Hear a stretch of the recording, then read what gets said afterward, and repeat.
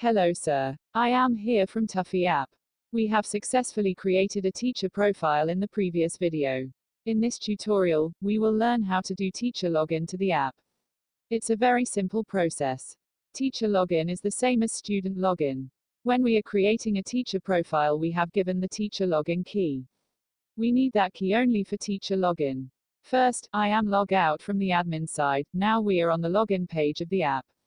Select Teacher tab for teacher login. Put admin Gmail in the first field. Then put the teacher login key in the second field.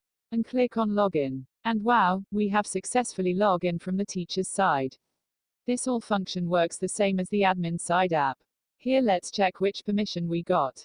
First, try to mark the attendance of students.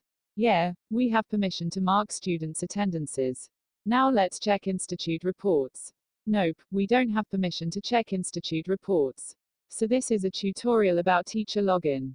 Thank you for watching this video. Good day, good morning, good night. Whenever you are watching this video.